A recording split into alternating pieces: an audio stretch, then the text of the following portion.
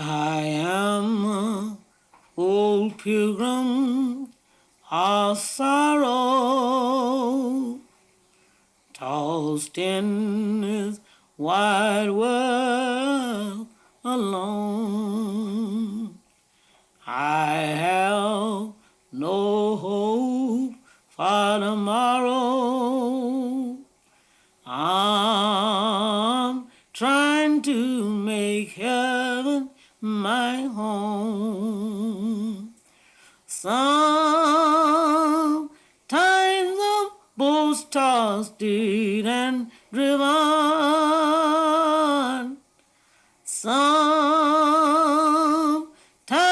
I know not where to roam. I heard of a city called heaven. I started to make it my home. My mother had reached the bright glory. My father's still walking in sin. My brothers and sisters want on me because I am trying to get in. Sometimes I'm both tossed and driven. Sometimes I know not where to roam. I've heard of a city called heaven. I've started to make it my home. Hi, what is that calling? My blood runs so chilling, so slow. Jesus the Savior Almighty, gonna pilot me through as I go. I question America. Is this America, the land of the free and the home of the brave? Sheep pie, where you little lamb? I know what it's like to be hungry. I know what it's like to be without clothes. I know what it's like to be without food. An icon of civil rights history tells her own story in words and song. The cry of hunger is the cry of hunger, whether it's come from black, white, brown, or red. And this is what black power means.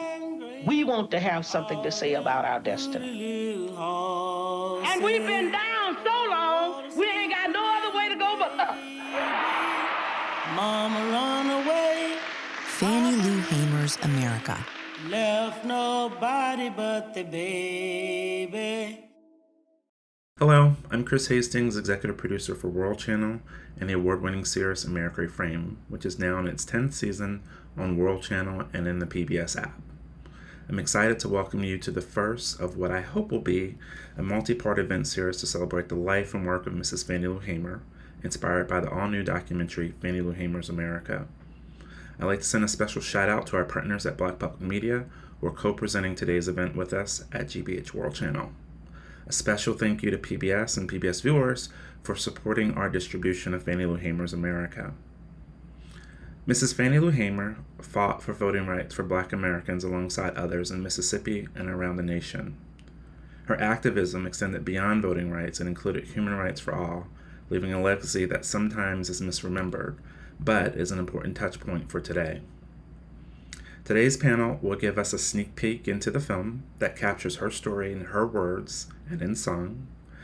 Fannie Lou Hamer's America premieres Tuesday, February 22nd, I'd like to now introduce my colleague and friend, Erica Dilday, Executive Director of American Documentary, and my fellow executive producer on America Frame, who will moderate today's panel.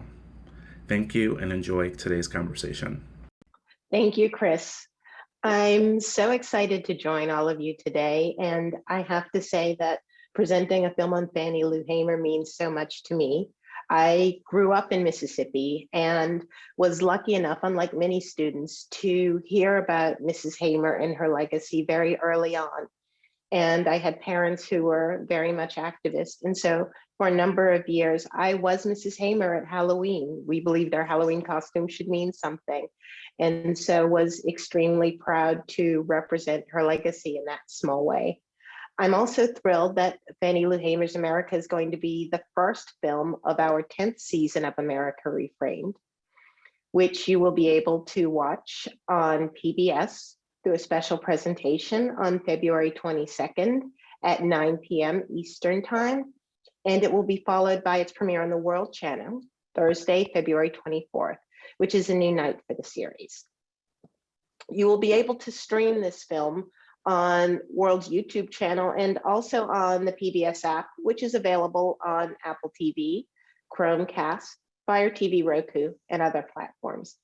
And now I'd like to welcome our panelists. With us today is Monica Land. Miss Land is the great niece of Fannie Lou Hamer, is an award-winning journalist who has written for media outlets for more than 25 years. She has spearheaded the efforts to keep Ms. Hamer's legacy alive, writing numerous feature articles and bringing the documentary Fannie Lou Hamer's America to America Reframed as its executive producer. We're also joined by Joy Davenport. Joy Elaine Davenport is a director, editor, and composer based in Chicago, Illinois, has worked as a freelancer on all aspects of film production for over a decade. And her mission as a documentary filmmaker is to elevate and empower underrepresented voices. Fannie Lou Hamer's America is Ms. Davenport's directorial debut. And next, we are really honored to have Dr. Keisha N. Blaine, Associate Professor of the Department of History at the University of Pittsburgh, award-winning historian. Dr. Blaine is the author of Until I Am Free, Fannie Lou Hamer's Enduring Message to America, which was recently selected as a finalist for the National Book Critics Circle's Award for Biography and nominated for an NAACP Image Award for Outstanding Literary Work. And our final panelist is Anjanou Ellis, who is an award-winning actress known most recently for her Emmy-nominated role in Lovecraft Country and starring as Oracene Price in the biography of Venus and Serena Williams' father, King Richard. Congratulations to Miss Ellis, as she is now nominated for an Oscar as Best Supporting Actress for that role. She is also the co-founder of the Yellow Rose Project, an organization that focuses on funding community outreach across Mississippi. Monica, as the great niece of Fannie Lou Hamer, can you share with us one of your fondest memories of your great aunt? Well, I don't have many, considering that when I would visit her during the summers, she was very ill and died when I was about 9 or 10 years old.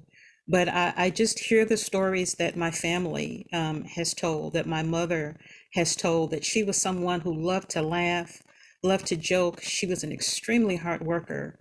And the fact that she could laugh, still laugh the way that she did, is just tremendous. She loved to cook. She loved to eat. She was very hospitable. And so all of those things just contribute to my admiration of her as an extremely strong-willed person. And what is it about her life and her work that inspired you to keep her legacy alive and to make sure that it was recognized? They just sacrificed so much as sharecroppers, gave so much, and went through so much, and yet she had so very little. Just her entire life was a life of extreme and dire poverty. And so knowing the contribution that she made to our society, I just wanted her to be recognized, remembered.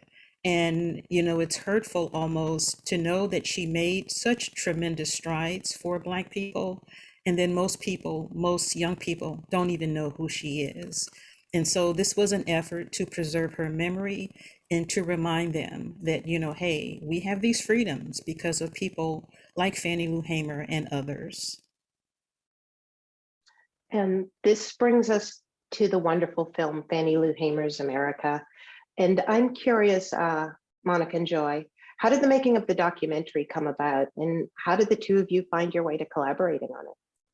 Well, I can start if I may. I'd always wanted to be involved in films, and I've always loved history. And so those two things just kind of came together. And so I had the first idea to do this around 2005, approached my cousin, who was a feature film producer, Sula Hamer, for direction on how to do it. She didn't know, and she said, well, you know, let me introduce you to someone who does know. And that was Keith Beauchamp. And Keith was, you know, a tremendous, you know, partner in just getting the information. Keith in turn introduced me to Dr. Davis Houck at Florida State University. Davis in turn introduced me to Megan, who was also a Fannie Lou Hamer and historian, Megan Parker Brooks. And we met Joy also through them. So, you know, it was just a coming together of the minds, and it was just the best team ever to get this project off the ground. And so that happened around about 2007. And around 2016, we actively started working on getting grants to make this happen. So this has been a project 15 years in the making. That's impressive. Joy, can you tell me a little bit about how you became involved? So from my end, I was working on my master's thesis at Florida State. Dr. Davis Houck was directing it, and it was an oral history project about the Mississippi Freedom Democratic Party. And I kind of midway through my thesis decided, you know what, I'm going to make this into a documentary. I didn't know how to make documentaries. I didn't even know how to hold a camera, but I had a friend with a camera. And so we drove out to Mississippi and interviewed a bunch of folks. And the project that came out put me in really close contact with Lawrence Guillot, who was the original chairman of the MFDP. And he became a kind of mentor to me. He would send me books and articles. He would call up and like suggest, you know, command notes, because it was his party, as he said. And when I finished that project, he was very happy with the result and said, well, the next one's got to be about Mrs. Hamer. And so that was for me the entry point into like, yeah, the next movie I make is going to be about Fannie Lou Hamer.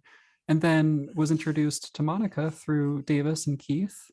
And we just kind of saw eye to eye on how we'd like the film to go. We both agreed it really needed to be in Mrs. Hamer's voice. So the rest is history. And speaking of having it in Mrs. Hamer's voice, the film is told through words and song, speeches and interviews. Can you tell me a little bit about how you decided to do that and how you were able to tell this story by bringing together these different pieces? Well, there's a few elements to that. It wasn't an easy decision to make, because it definitely raised the challenge bar for just how we're going to get a feature film pulled together only using archival materials of her speaking. But for one thing, her voice is just so powerful. It's so unique, and it is impossible to listen to her speak about her experiences and deny the truth of what she's talking about. You know, her speaking voice, her singing voice is just so stirring that to have somebody else translate that for you, either through talking head interviews or narration, would just remove you from that power. And we wanted to get, you know, audiences as close as possible to her power. And also to that, I'm a white woman, and white women have a rather shameful history in feminism of trying to speak for Black people. And I thought, you know, I thought I shouldn't be doing this. I tried to quit a couple times on Monica, but I felt like the only ethical way to do it, considering my identity, is to craft something that makes as much space as possible for her voice, a platform and a spotlight, and to remove the kind of maker from the equation as much as I could. Really impressive thinking, which has led to a really impressive film. And there's one more question, Joy, I wanted to ask you. I know that you're one of the filmmaking instructors at the Sunflower County Film Academy, where in 2018, students produced films about their lives in the Delta, connecting the stories to Mrs. Hamer. And can you tell me a little bit about that and what it was like to see that next generation of filmmakers create and share? That is one of my happiest thoughts. It just feels wonderful, because I remember how exciting it was, because it wasn't that long ago that I learned how to use a camera and the kind of world that that opens up. And then I learned like, oh, I can take these images and put them with these sounds. And then there's a third layer of meaning that's created. And how can we tell stories using these tools? It just completely changed my life. So to be able to be on that journey with young folks who are experiencing those revelations at the same time, and also to be following in the footsteps of freedom schools that SNCC worked in Sunflower County 50 years ago, where they were teaching kids about literacy. There was even a camera school, a photography school that was founded at a certain point. So there's a lineage that I'm connected to of that freedom movement, but there's also just the absolute joy of seeing these kids discovering a new way to tell their stories.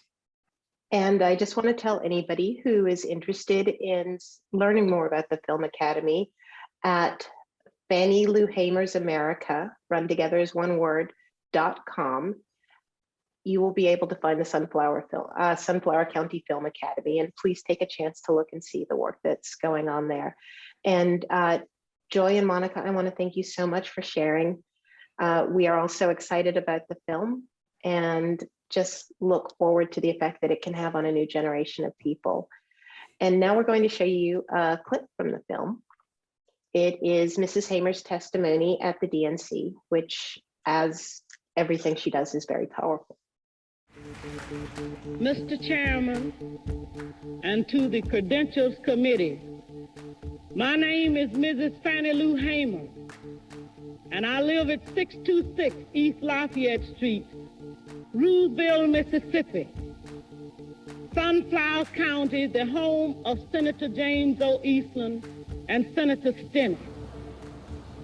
All of this is on account of we want to register to become first-class citizens. And if the Freedom Democratic Party is not seated now, I question America. Is this America, the land of the free and the home of the brave, where we have to sleep with our telephones off of the hook because our lives be threatened daily, because we want to live as decent human beings in America? Thank you.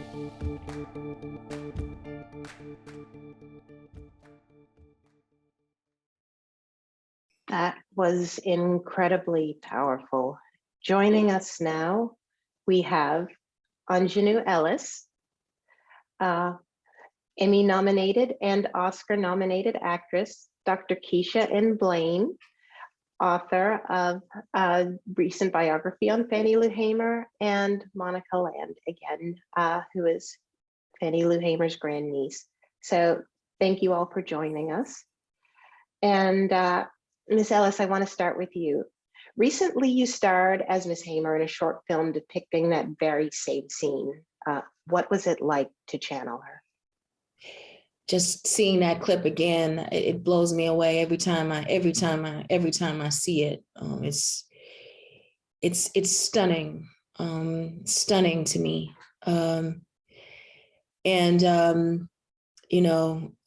did my best.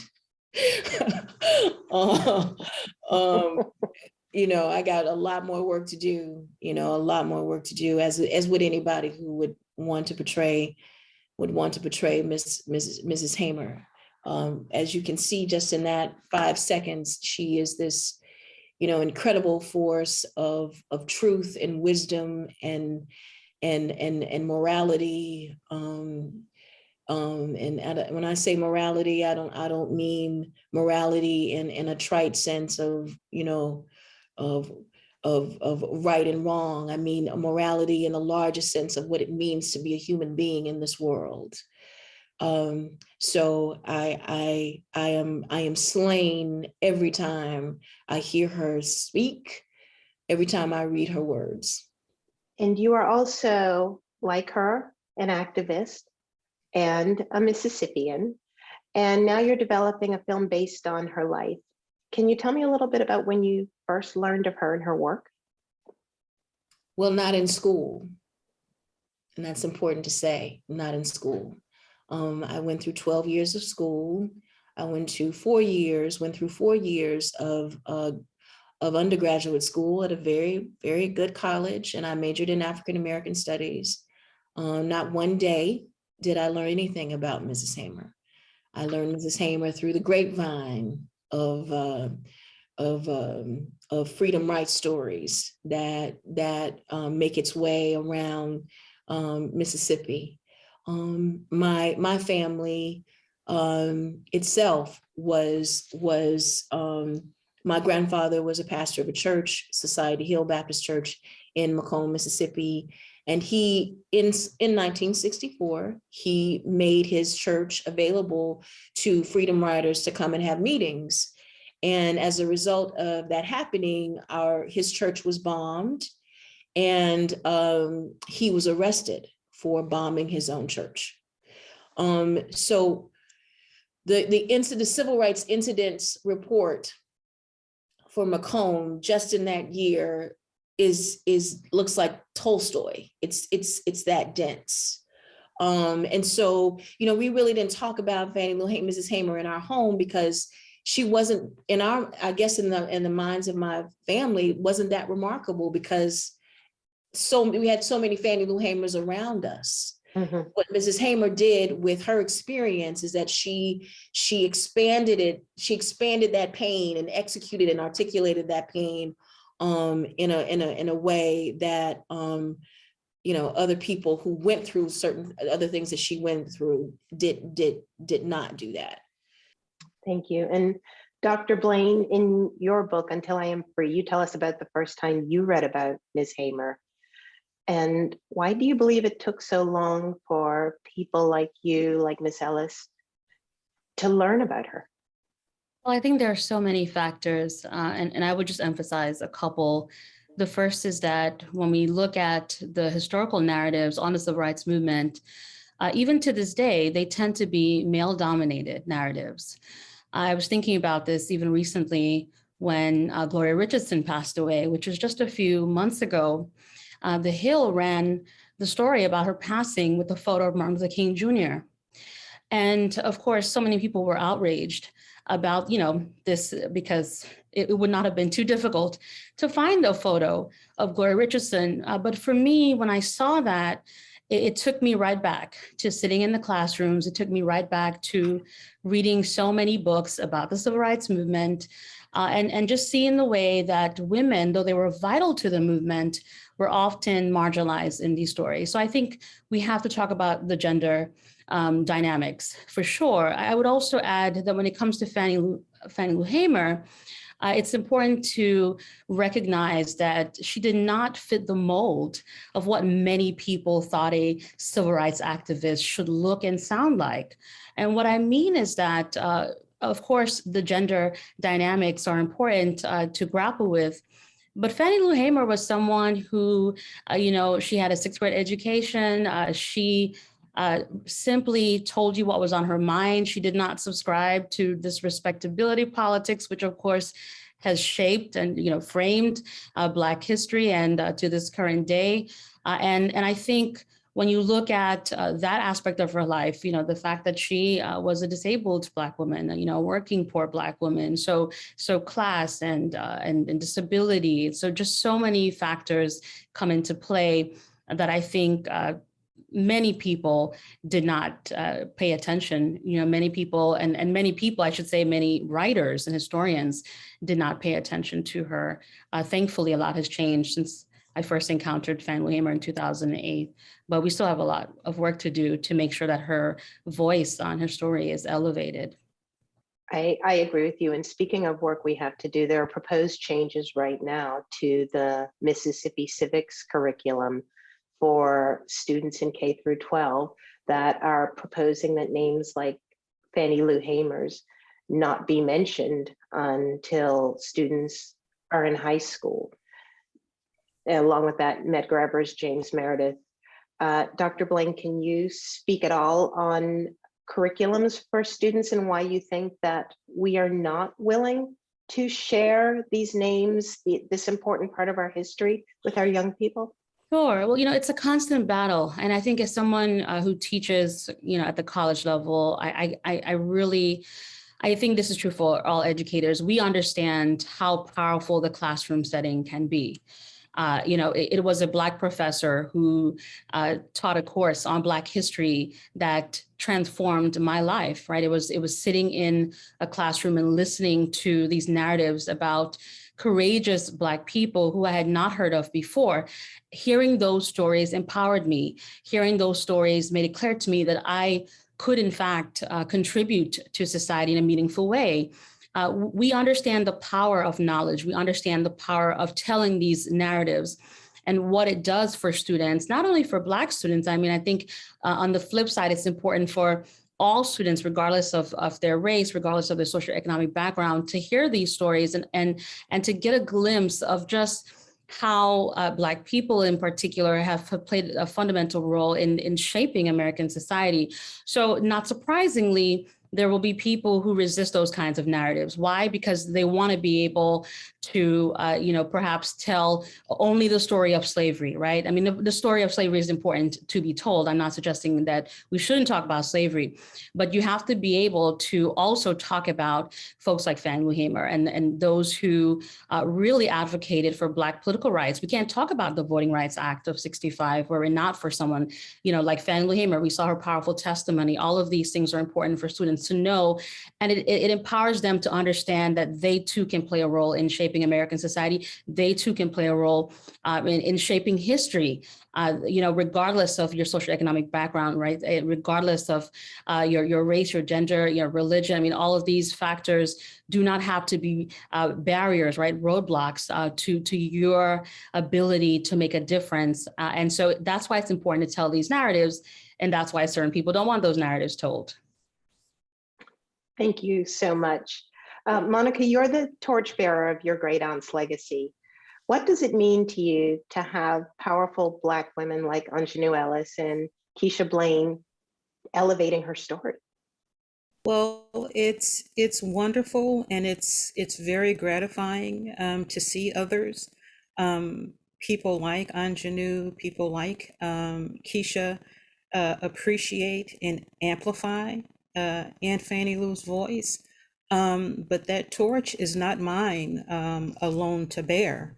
When we started this project in 2007, Aunt Fannie Lou had 3 living daughters. And one of her, the oldest one at that time, Virgie Reed, was very vocal. She was the one that people went to when they wanted information or something like that. Well, she passed away shortly after Aunt Fannie Lou's 100th birthday in October 2017. She had another daughter, Lenora, that everyone knew as Nook. She passed away a couple of years ago. Well, Jackie, that everyone knows as Cookie, she's the only one left. Cookie has a voice like nobody on the planet has. She has that personal relationship with Aunt Fannie Lou that nobody else can imitate. And so I am very much hopeful that working with her on this project, people need to know that Jackie is out there. There are so many projects, so many movies in the works and plays and this and that people haven't even conferred with Jackie about. And that to me is a shame, because she can provide an insight, again, like I said, nobody else can. And so I'm very happy with this project, and I'm happy to be introducing her to different media outlets, to allow them to hear her voice, tell her truth, tell her story, because she actually is the torchbearer. I'm just an assistant.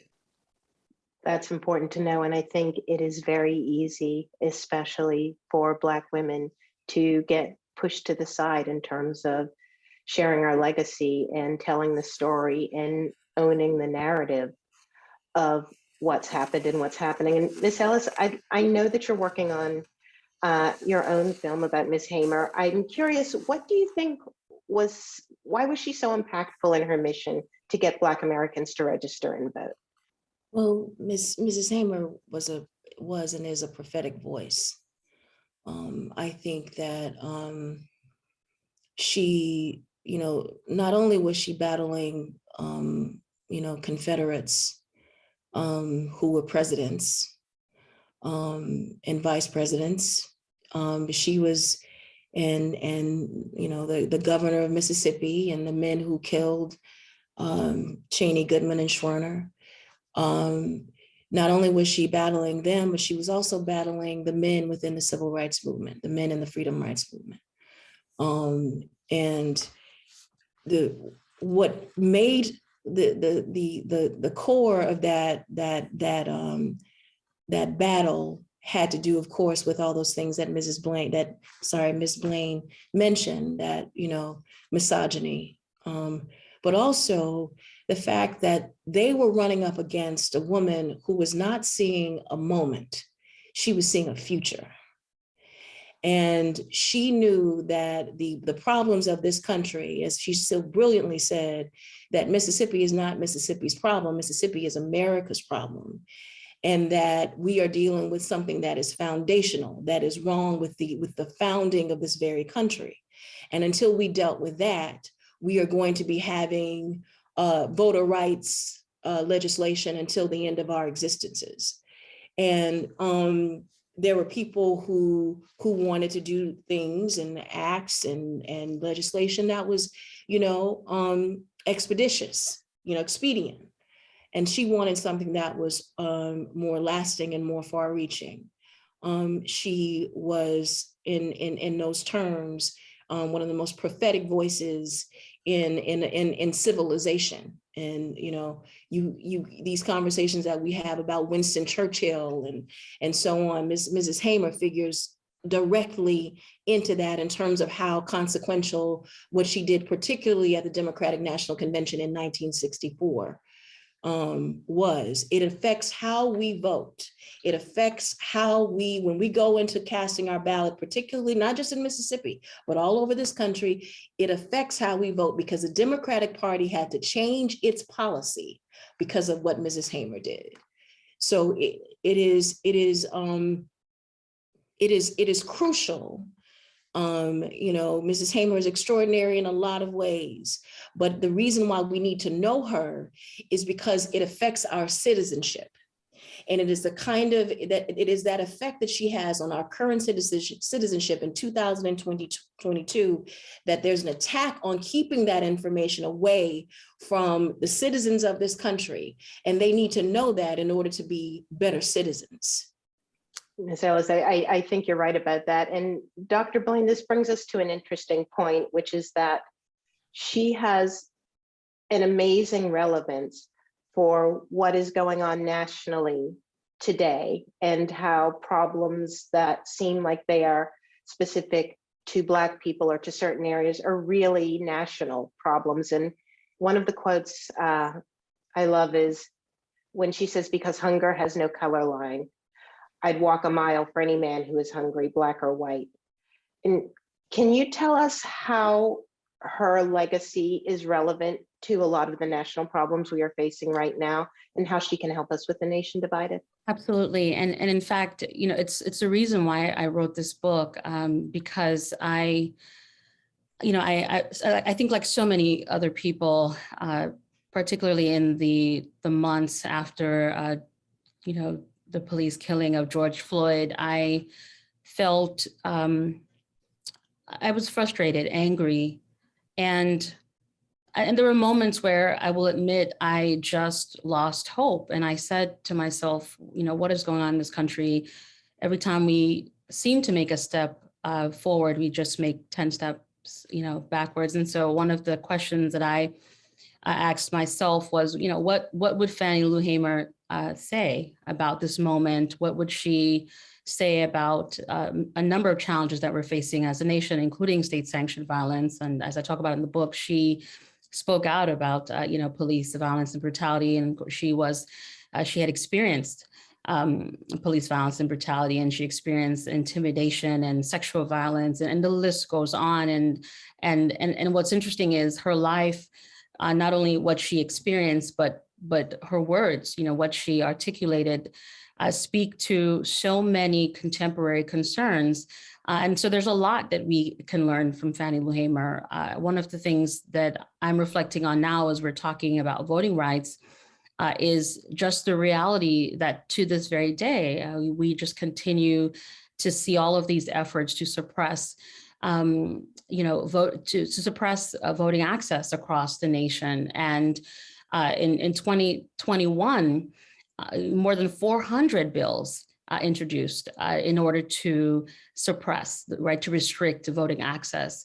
I think about that. I think about the Shelby decision of 2013 and the way that it undermined, that it ultimately weakened, rather, the Voting Rights Act of 65. So what's interesting is that we're talking about Fannie Lou Hamer, as someone, we're talking about her as a historical figure, but as Ms. Ellis pointed out, she is in fact, and was and is, to echo Ms. Ellis, a prophetic voice and someone who I think we can turn to now to really strategize to make sure that we are in fact fighting to protect all of these legal and political gains of the 60s. I think that's what's scary about this moment, is that we've celebrated all of these gains, but we're at a moment where we're watching all of these gains just slowly rolled back. And now we have to fight. And Fannie Lou Hamer, I think her story and her voice gives us a blueprint for how to continue to ensure that we build an inclusive democracy.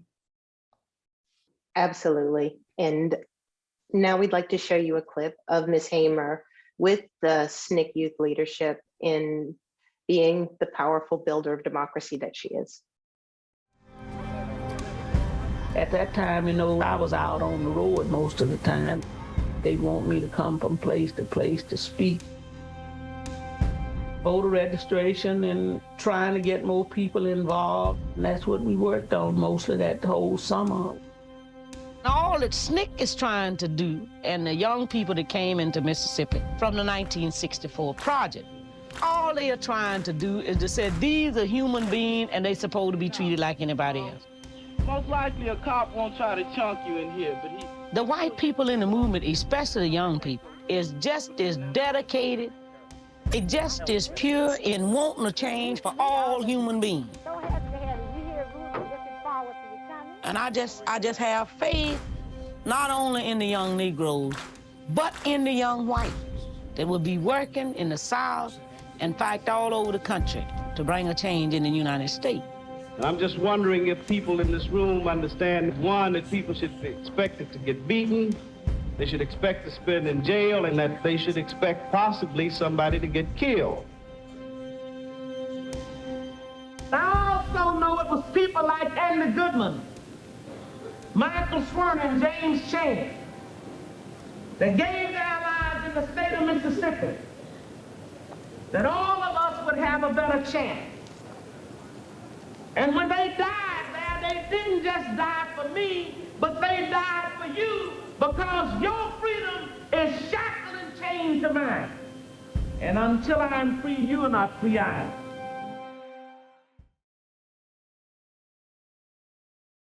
So powerful. It gives me goosebumps. Monica, your great aunt was known for her ability to work with young activists, especially during this Freedom Summer, and she believed she could learn from them, and in turn, they gravitated toward her. And how did those times influence you in what you wanted to share about her legacy? That actually is one of our main missions with this project. I mean, the documentary is the centerpiece, but working with the young people, as Joyce said earlier, sometimes when you have older people, they're set in their ways, they don't want to move, they don't want to budge. That's not progress, that's regression. And so with these young people, working with them with the workshop, seeing what their ideas are, giving them a voice, that's exhilarating. And even with the website, our website is a continual educational resource. It's for young people. It's to make it easier for them to learn about Fannie Lou Hamer's legacy. This workshop, it gives them a place to demonstrate their creativity, to exhibit it to others, and to give them, a foot up in the field of digital media and digital arts. We want to help these young people. That was Aunt Fannie Lou's mission, and we're continuing that today. So I'm very proud of that, working with the young people. Speaking of young people, Ms. Ellis, In A Bitter Southerner feature, you share about all of the strong, powerful, beautiful Black Southern women that shaped your life and work along the way. And Ms. Hamer was one of those names. Can you share with us a little bit about how she has affected you in different aspects of your life and career? I moved back to Mississippi about, it'll be 11 years ago in April. I was living in New York, you know, trying to be an actor, not doing a very good job of it. And I had to come back to Mississippi to take care of a family member who was very ill. And so my return to Mississippi meant that I was once again in the bed and nest of 21st century of a 21st century Confederacy. So that meant that every day of my life, I was embattled by that. I think people who are watching this, they don't know what it's like to have to go buy a Confederate flag just to go to the bank, just to go to the gym. Drive your car down the street. Drive your car down. Oh, and you, my friend, you're from Jackson. I forgot. I forgot. So you know. Yes. And then have your loved one be ill in a hospital named after the Grand Wizard of the Ku Klux Klan. They don't know what that's like, but that was my life, and that's still my life. Thankfully, last year we were able to get rid of that flag, but that's because of a centuries long work by a lot of people, including myself and a bunch of folks who were committed and devoted to making this happen. I'm saying all this to say that I was embattled. I was a soldier for love and life, and doing that within the context of a Confederacy in the 21st century. And I needed a template for that. And there was no one greater of doing that than Mrs. Hamer. Absolutely. And following the deaths of Trayvon Martin, Breonna Taylor, George Floyd, young activists have taken to the streets, to social media, to their local, state, and federal governments to create change. And I'm curious if any of you could share with me how you think the spirit of Ms. Hamer's activism has influenced today's movement. Dr. Blaine, maybe I can start with you. Yes, one of the things that I find so inspiring about Fannie Lou Hamer is how much she was committed to, this idea of grassroots leadership. She was someone who believed passionately that one needed to nurture local leaders. She often criticized others who might come into a community and show up thinking they have all the answers. I think she would emphasize the importance of perhaps you may come into a community and you may have ideas about what needs to happen in the community, but what needed to actually happen for any sort of effective political or social movement is to tap into the local talent, right? And to tap into those who are on the ground. And so when she sometimes had skirmishes with other civil rights leaders, she would remind them, she would say, listen, I'm from Mississippi, just very similar to, what we we're just talking about, with you and Ms. Ellis, and saying, you understand the terrain, you understand what it's like to grow up in a particular community. And for Hamer, she always wanted to make sure that that you cultivated leaders from the grassroots.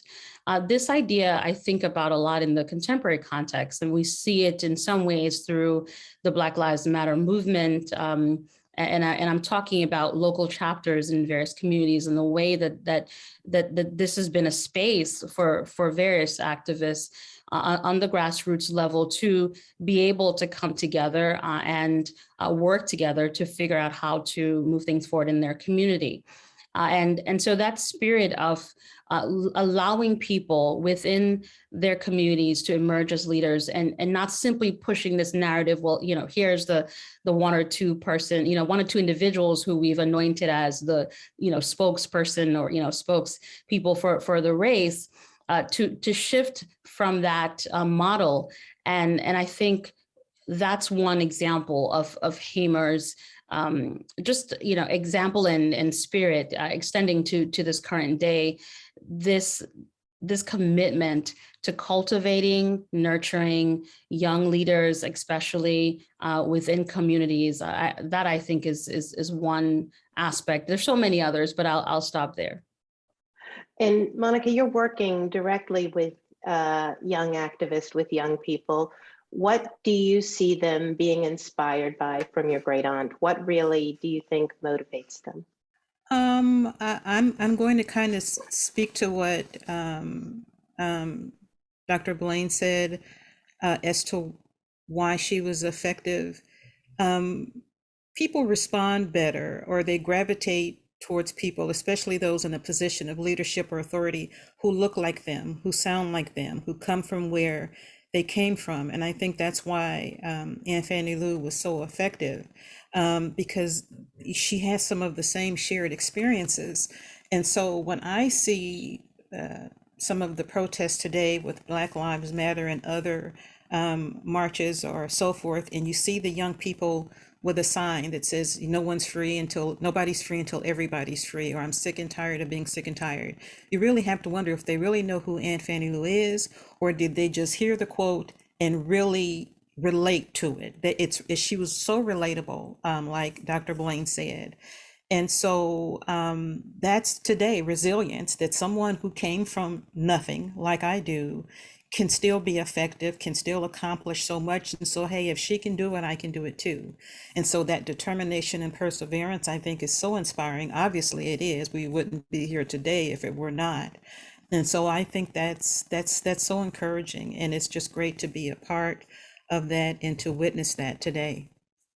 And Ms. Ellis, one thing that you and I talked a little bit about was how little young people know about Fannie Lou Hamer and this activism and where it came from. How do we get young people to understand her legacy?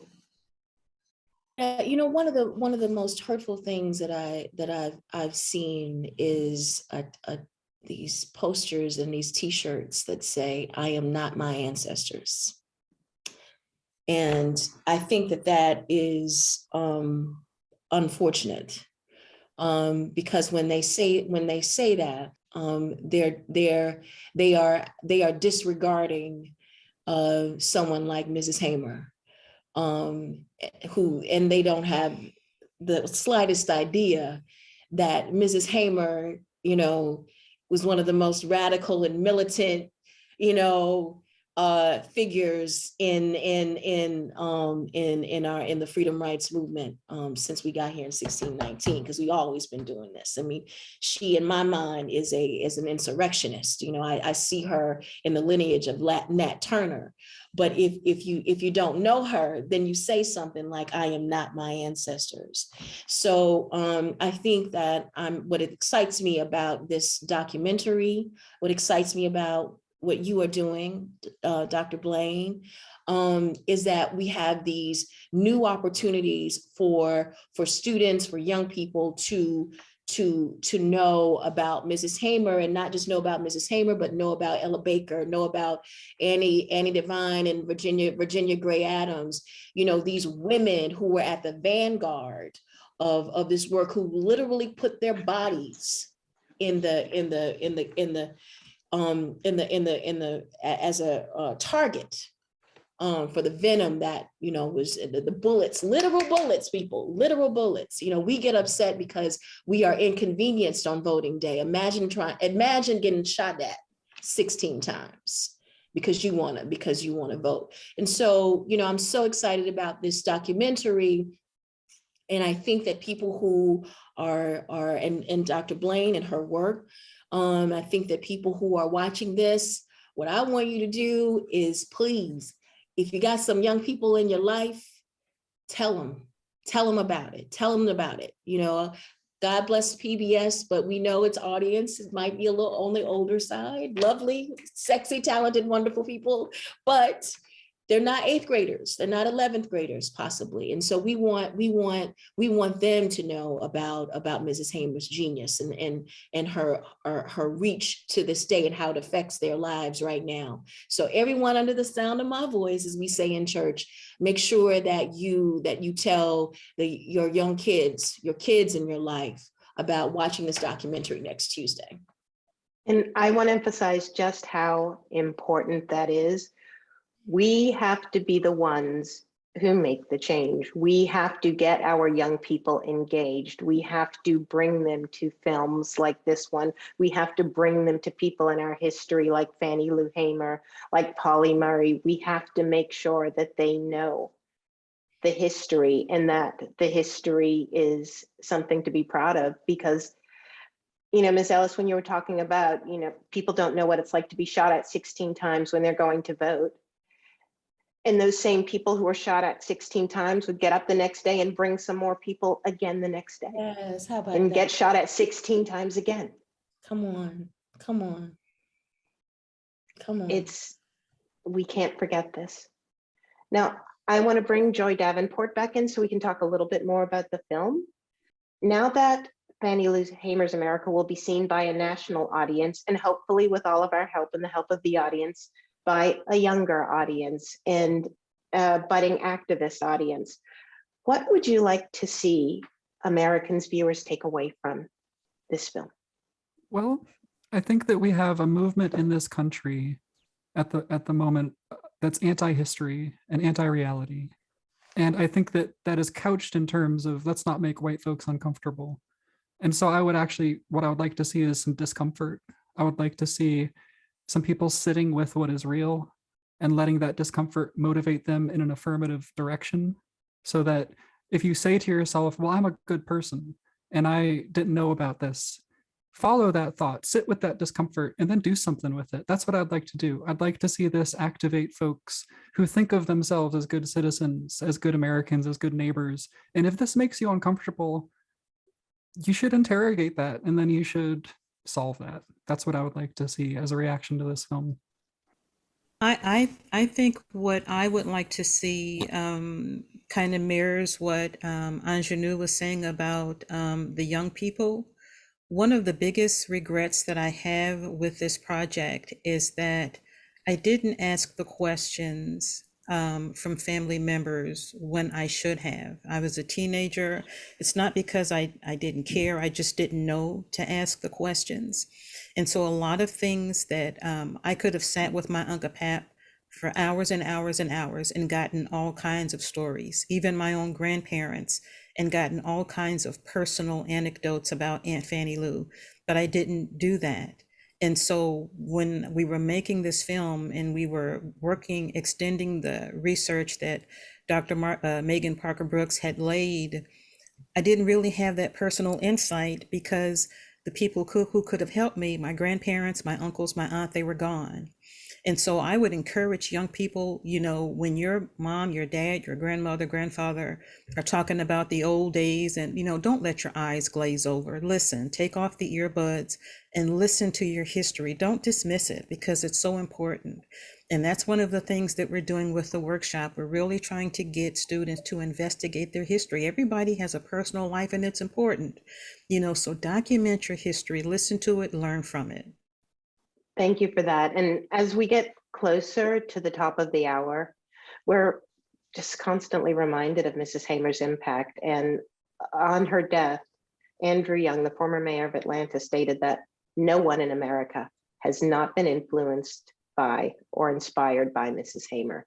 None of us would have been where we are now had she not been there then. So I want to thank all of you, and we are going to take some questions from the audience for those of you who can stick around. And I know there's some good questions for our panelists. What was Mrs. Hamer's relationship with leaders such as Annie Devine, Victoria Gray, Ella Baker, and Charles McLaurin like? So I can speak to some of that, just the details that are told in this film of the congressional challenge, the freedom vote, they found that they were shut out of the political process in Mississippi, so they founded their own party. They ran their own tickets. They had a freedom ballot that was a parallel process to the official white supremacist ballot. And so Annie Devine and Victoria Gray were two of the other women who went to Washington on this legal challenge, saying, look at all of these people we got registered to vote. Look at all these people that cast votes for us. These would all be legal votes except for racism, except for white supremacy. And so they went by the bylaws and they said, this is what your rules say. You did not follow your own rules. We're not asking you to seat us, but we're asking you not to seat them. Mm-hmm. And so that was their congressional challenge. And so you asked also about Charles McLaurin. Mr. Mack was the campaign manager and like an active, very active presence in Sunflower County, helping to organize a lot of the activities there. And I think there was another name that I don't remember that you asked. Oh, Ella Baker was the mother of SNCC. You know, without Ella Baker, there is no SNCC, because you had the more institutional movement leaders. You had the SCLC looking to have a youth arm. And Ella Baker said essentially to the young folks, don't let them co-opt you. Don't let them take your voice. You need to have your own voice, because it's going to say things that are different than what they want you to say. And so there needs to be your own radical organization. Don't get captured by this national group that has their own agenda. And so out of that came the Student Nonviolent Coordinating Committee. And Ella Baker was one of the founding members and also was a mentor to Mrs. Hamer. Someone once asked Aunt Fannie Lou who was the greatest inspiration to her, who really encouraged her. And she said Ella Baker, and so they had a good relationship. And just to, piggyback off what Joy said with her co-founding SNCC. So it was just a really great working relationship for a common purpose. And Dr. Blaine, I was going to ask you the same question, and also the next question is for you as well. So if you could comment on those relationships and also share with us what part of your book was especially powerful for you to write. Well, I'll answer the last one, just because everyone ended up saying all that I wanted to say about the relationship that Fannie Lou Hamer had with all of these activists, amazing activists. When it came to writing the book, I think the aspect of the book that was so powerful for me was being able to find just a trove of material about Fannie Lou Hamer's ideas about a number of global concerns. And so what's interesting is we talk about Fannie Lou Hamer as a civil rights activist. She certainly was. But what I tried to do in the book is really center her voice as a human rights activist too. And there are all these great examples of her drawing connections between what she was seeing taking place in Mississippi and what was happening on the African continent. She would talk about the Congo. She would join, with other activists in signing, boycott petitions for companies in South Africa as her way to show that she was, against apartheid. And those are interesting aspects of her life that I think is so important, because she is so vital in US history, certainly, but I would argue absolutely vital in global history. So I hope that we'll talk more and more about her voice and her global, racial consciousness, because she absolutely connected her life, her experience to people of African descent across the globe. And as I talk about in the book, she traveled to Guinea in '64 on the African continent. And that trip was so meaningful for her. And that I think was just exciting for me as a writer, to uncover these aspects of her life that I certainly didn't know when I started the process of writing. Thank you. And our next question is, can you all speak to Fannie Lou Hamer's work founding the Freedom Farms Cooperative? I can speak to it briefly. It was important to her because poverty was such a tremendous problem in the Mississippi Delta. And I mentioned this to someone the other day, that Aunt Fannie Lou wasn't trying to give people a handout. She was trying to give them a hand up.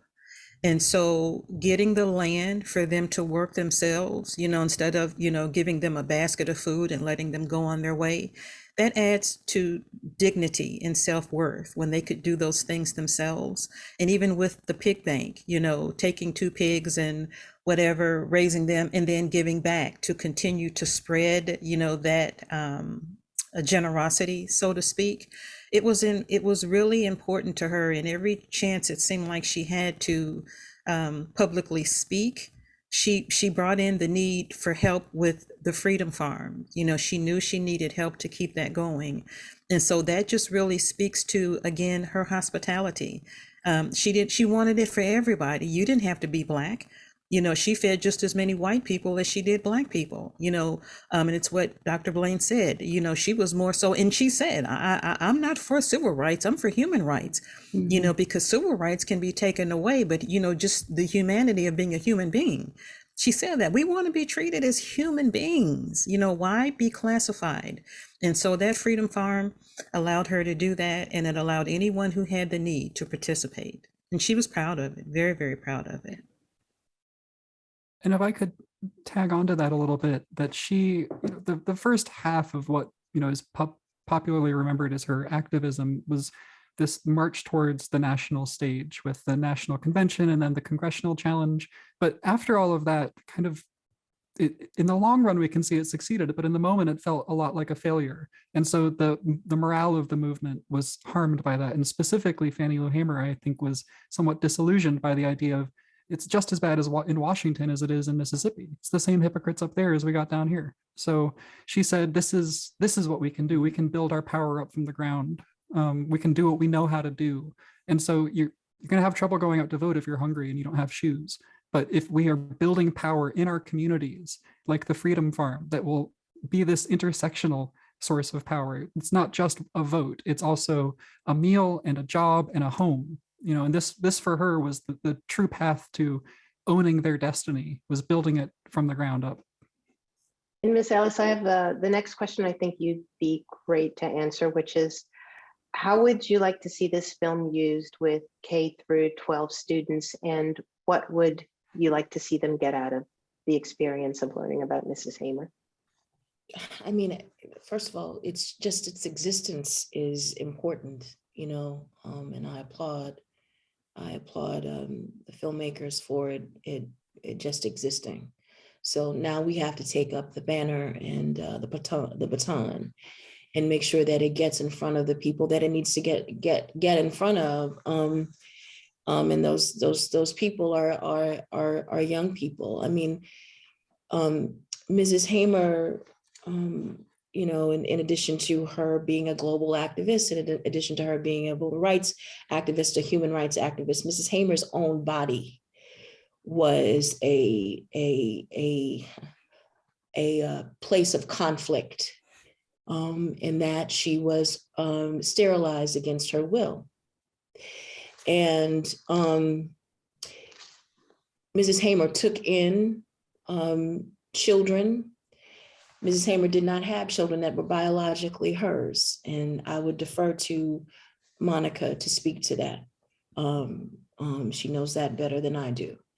But because her own body was used as an experimental tool, essentially, was used in the purpose of cleansing this country of Black people. And yet her response to that is to love children in the way that she did. She loved children. And Mrs. Hamer is, for everything that she is the embodiment of love. She did what she did because she loved so profoundly. And I think that's why children need to know who she is. That's why children need to know who she is. And I think that the existence of this documentary, for me, is an act of resistance.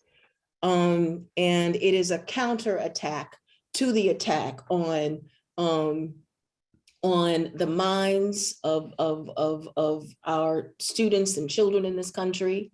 And it takes the place, it takes a place that has been denied us, that we can put this film in the balance, right? If you want to take that space from us, we're gonna replace this. We're gonna replace it here. And if it's not gonna happen in the classrooms, it's gonna happen on PBS next Tuesday. You know, let's reinvent what a classroom looks like. And so And so that is what I think is important. It is important for students in this country. It is important for students in this country. It is important. When I say a student, that means it can mean somebody who's 85 years old, because we are all students. We all need to be students for this history because we don't know it. We don't know it. And it imperils our lack of knowledge of it, imperils our citizenship of this country.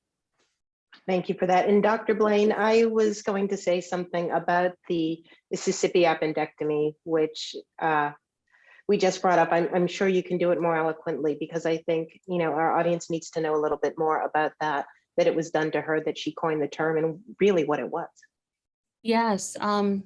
And what's so interesting about this, as we were talking, I thought immediately there's an interesting exchange that I uncovered in the process of writing the book. I was struck by this moment where Fannie Lou Hamer is actually speaking before a panel, and on this panel there are all of these, there's doctors and well-known individuals who are listening to her. She's telling her story. She's talking about the challenges that she's experiencing in Mississippi, but she brings up the fact that so many Black women in particular, and impoverished Black women, are going into hospitals in Mississippi. They're going for simple procedures, and they are being sterilized, right? Against their will. That these white doctors are making the decision, deciding who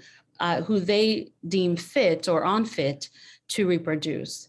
And she's talking about this pattern of behavior. She talks about what happens to her in 61, but she talks about what's happening to other people in the state of Mississippi. And there's a doctor, from Harvard. He's on the panel, and he says to her, "Oh, I've never heard of this." He starts questioning her because he doesn't really believe her. And it's that moment I think about what it must feel like. I mean, I think it captures what so many Black people experience when they go into clinics, or they go into a hospital, and you're having a conversation, and you're pointing out problems, and you have people not necessarily. I mean, this is not a blanket statement of all physicians, but we understand medical racism. We understand the way that to this day, Black people have to fight to be heard, right, in these spaces, and she was saying to him, "Well, you may not have heard of it, but it's true." Mm-hmm. And she was absolutely right, because it's on record, and in fact was a pattern in the state of Mississippi, and sadly was also happening in other parts of the South and in other parts of the nation. And so I think it's so important, as we talk about Fannie Lou Hamer's life and legacy, to raise that topic of medical racism, and medical violence, I should say, to be specific. And it makes me think about some of the contemporary challenges that we're dealing with at this moment. I want to say this. I think what word needs to be used is rape. Mm-hmm. She was raped. She was raped. Let's call it what it is. She was raped. Yeah.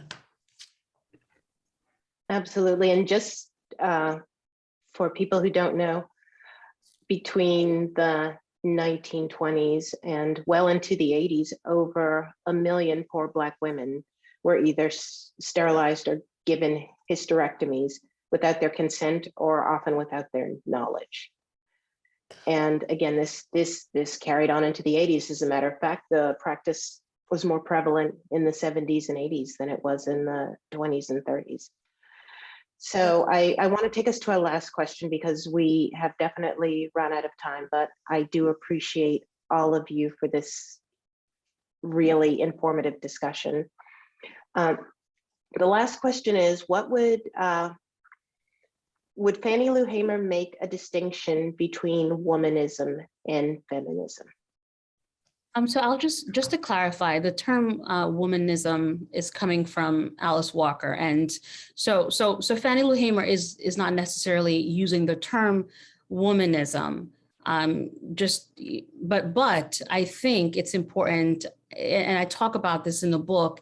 It's important to see the way in which she contributed to Black feminist politics, even though I want to be very clear in making the statement that she did not call herself a feminist, certainly did not necessarily see herself as a feminist. And you know, I can happy to elaborate later, but rather than going to the nuances of why that's the case, I'll simply say that though she didn't embrace a label, which she didn't see as necessarily one that connected well to not just herself, but to Black women, you know, thinking about just, you know, the white liberal feminists at the time and their relationship to Black women activists. There's a long history there.